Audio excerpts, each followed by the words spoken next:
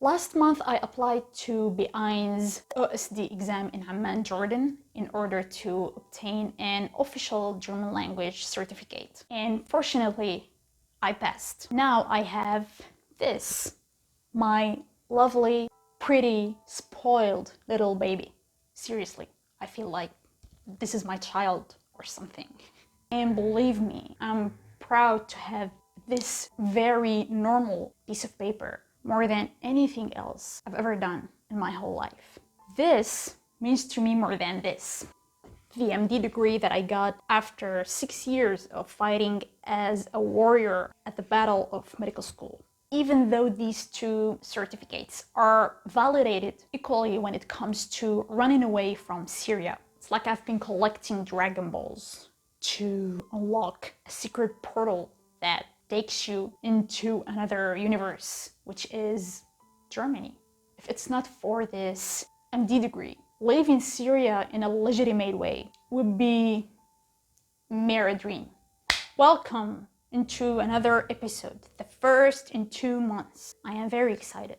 As you may know, I've been busy preparing for the OSD exam in Amman, Jordan, and also for the German embassy interview in Beirut, Lebanon. So I barely had time to be concentrating on other stuff. This story of me learning German is long and boring. So I'm gonna divide it into 2 or 3 videos, or maybe 4 or 5, I don't know. I'm gonna explain as much as I can the various methods and techniques that I've been following to overpass B1's level and to become a German speaker. If you're new here, hello, my name is Hazar. I'm a doctor, a writer, a person who's searching for meaning. I'm into a lot of stuff, including philosophy, photography, storytelling, learning new languages, and many other stuff that could hopefully show the brighter side of our world. Hadi is the name of my younger brother. He's a hero who died fighting cancer. I live in Syria, but I'm gonna move to Germany soon, thank God. And if you'd like to follow my journey, hit that subscribe button and let's go.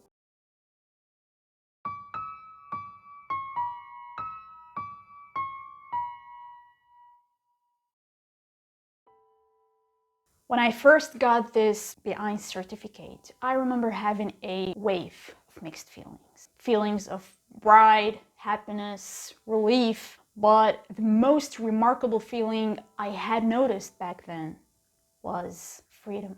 The feeling of freedom. The feeling of being free. I felt free. Maybe not completely.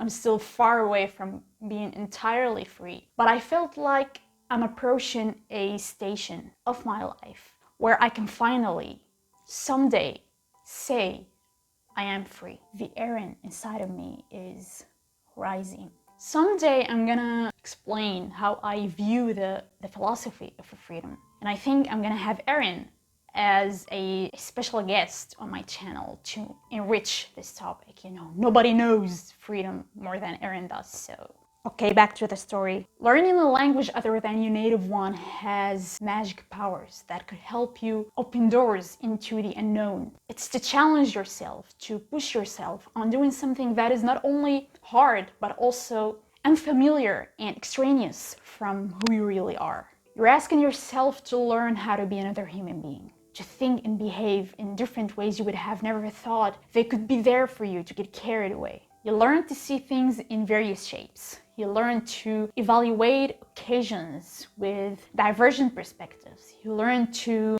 experience. You learn to exist. Language is not only about moving your tongue or your lips to compose sounds and syllables to make a print on somebody else's brain, but on a much deeper level to think in a particular way before printing your thoughts. You're learning to have new body language, new face expressions, new ideologies, or even new beliefs. You're learning how to defect another person from whoever the person that lives inside your body. Music is a language, math is a language, acting, painting, directing, all these forms of art or science are languages. Once you feel you're being integrated with whatever the new language wants you to feel, you're ready to learn it.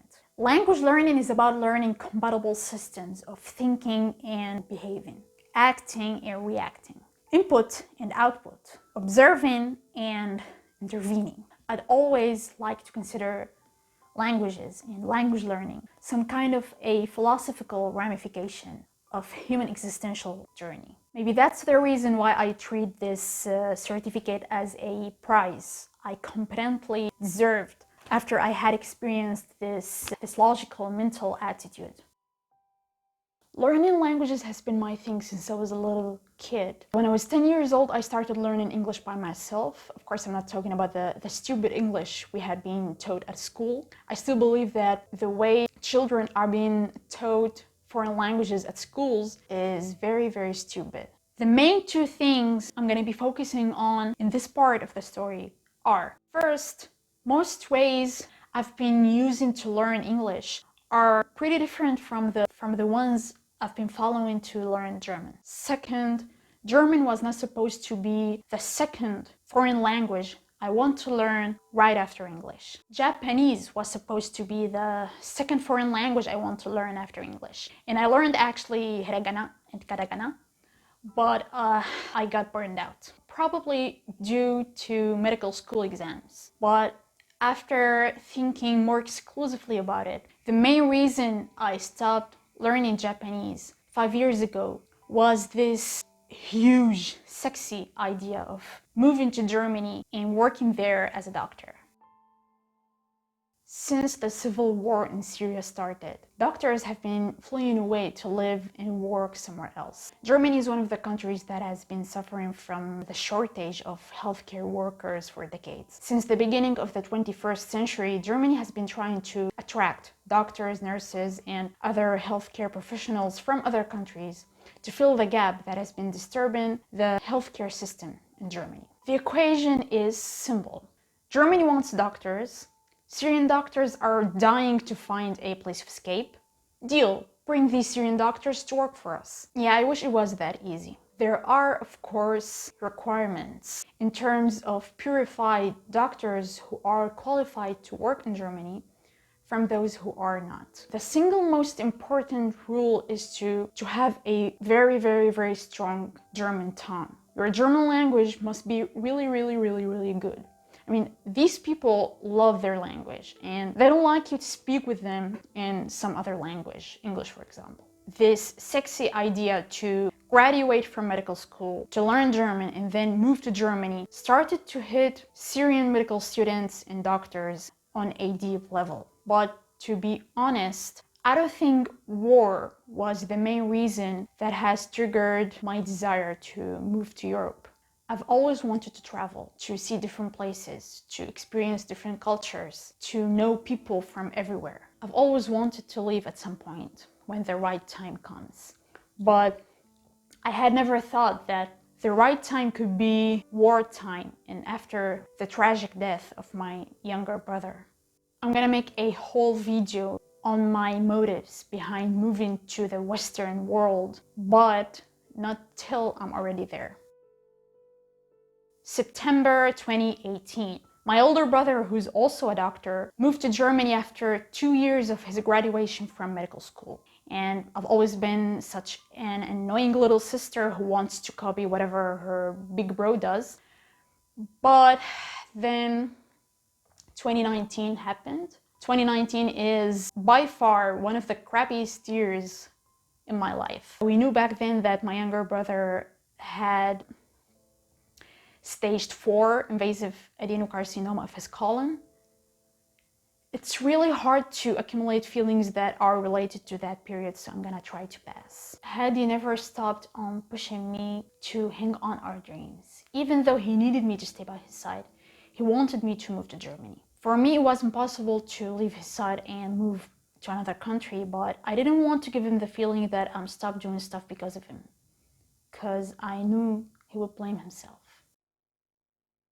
November 2019, I started to learn German by taking an official A1 course. Unfortunately, that was at the beginning of my final year of medical school. It's not really a good idea to start learning German while you're preparing for the graduation exam, but I had no other choice. I thought of it as an effective way to escape from everything that was happening back then.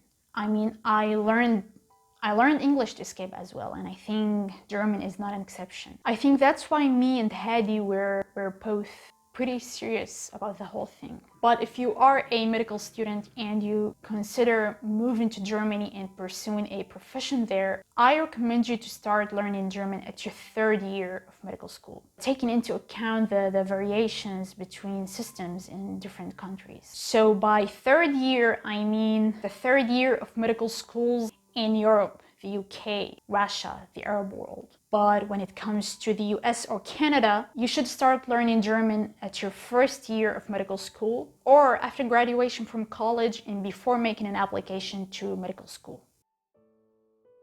That also depends on the resources, how you want to learn the language, what methods or techniques you're going to use to learn the language. If you want to learn German from books, Studio, Menschen, Schritte, then don't start too early, because probably you're gonna get bored. Probably you're gonna get burned out at some point. You can start at your fourth or fifth year of medical school.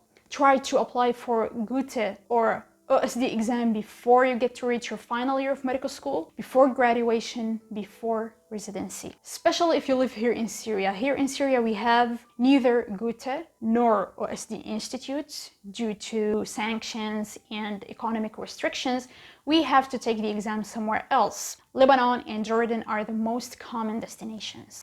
If you have other strategies, you don't like to study out of books, or even you don't have a clear vision in mind on how you're gonna do this, you'd like to try different ways and testify which one is suitable for you, then start as early as possible, after graduation from high school, for example. Now let's get back to my boring story. November 2019, I started learning German by taking A1 course of the Studio series. Studio is a fine syllabus. I'm not gonna say it's super effective. You don't quite expect to be speaking German right after you finish the entire syllabus. Books are not my favorite way to learn languages. That's why I'm gonna be a little bit biased against books. You still need books to guide you where to go. What's the next station? What direction I should take? You also need books to pass the exam. I met a lot of people who didn't really care about learning the language as much as they cared about passing the exam. If you are one of those, you can rely on books to achieve your goal. Learning German and passing the Goethe OSD exam are not the same. Learning English and passing TOEFL IELTS exam are not the same. You still need to study question banks to pass the exam, no matter how good or bad you are with the language you're learning. And having a certificate doesn't really mean that I can speak German. It means that I had studied and prepared really well for the exam and I passed it. So back to Studio. I remember liking it actually. I remember I had a very amusing and useful experience with this. I remember being one of the best students of the class. Our teacher knew back then that I was not attending the class to only pass the exam, but I was there to learn German. I can't really deny that Studio had played a great role on building a very solid base that I could totally rely on to put other blocks on my way to structure my German architecture. A1 is the most important level that you should put all your effort and your focus on.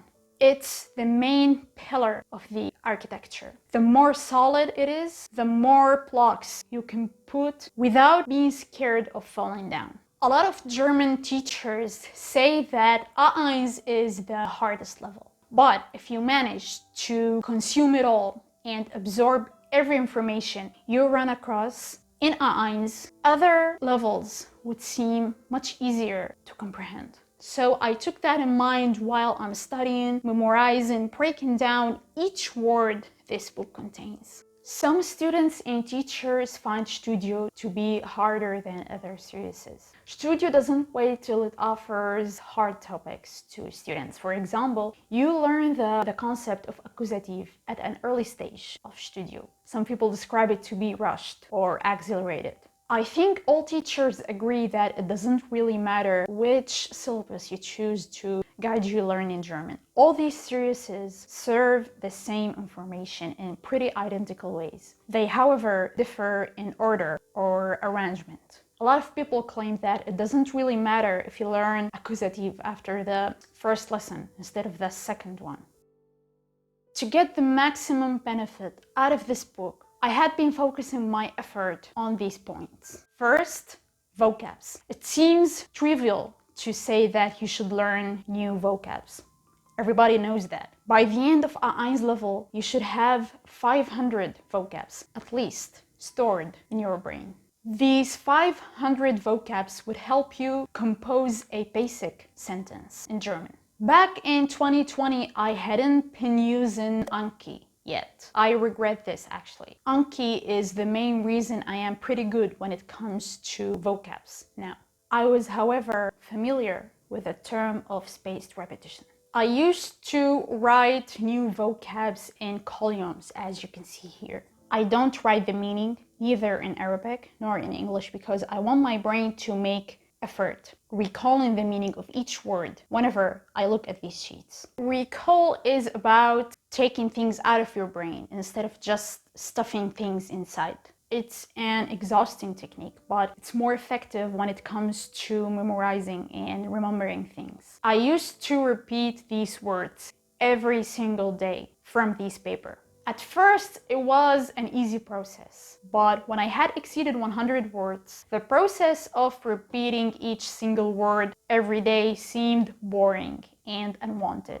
I just wanted to be doing anything else but to do my repeating sessions. That's when Anki came to the rescue. You're gonna need Anki at some point because learning new vocabs becomes the most important tool that enables you to pass levels. By the end of B1's level, you should have already stored 1500 words, especially verbs, because B1's level revolves about connecting two sentences that contain verbs. The more verbs you have, the more sentences you can make, the more fluent you seem to others. Besides knowing each new vocab's meaning, you should also be able to know, memorize, recall each new vocab's gender. Is it feminine, is it masculine, or neutral? A lot of people consider this to be the hardest and the most horrible part when it comes to learning German, to identify the article. To know which article you should use, you should have these two information. First, you should know what's the word's gender. Second, you should know which position the word is taken in the sentence. Once you have these two information, you can identify the article and use it correctly in the sentence. I saw and still see a lot of people complaining about this part, calling it complicated and time-consuming. That's why our teacher was strict and a little bit tough. He insisted on us to study and memorize each new vocab's gender beside its meaning. So in my repeating sessions, I used to recall and review each new vocab's meaning, gender, and even its plural form. Again, this part was very, very boring. Nobody wants to be doing this every single day, but because I pressured myself, I can now speak automatically without even the need to be thinking about vocabs, meanings, and gender. I used colors to separate vocabs types inside my brain. Blue for boys, pink for girls, orange for neutral, black for verbs. We have a lot of verbs, as you can see here. Chunks, we have a lot of chunks as well. And red for adverbs and adjectives. What I consider to be magical and very remarkable is the ability I unconsciously developed to anticipate what gender a new vocab has. So if I run into a totally new vocab, I can anticipate its gender. And I get it right most of the times. Even though if I run into a word that has no special end that already refers to its gender. For example, words that end with ung, tion, shaft are 100% girls. Words that end with al, il are probably neutral. Words that end with a are probably boys. But even though there is no clear sign to help me decide the gender, I still can't anticipate it. It's magic. I don't even know how I can do this, but maybe after training my brain every day on realizing gender of hundreds of words, at an unconscious level, my brain likes to make a guess when it runs into a new word. And learning languages is all about unconsciousness. It's to do things without knowing you're doing them. It's about anticipation and intuition. At this level, German started to seem exciting. Anticipation and collecting fragments to reach an absolute result. German started to seem more like math. And that's when I knew I was walking in the right direction. I'm gonna end this part of the story here. If you are interested to know what happened next, what strategies I followed to keep improving, please subscribe and hit that ring button. I wanna thank you all for sticking with me till the end. I'll see you next time. Bis bald.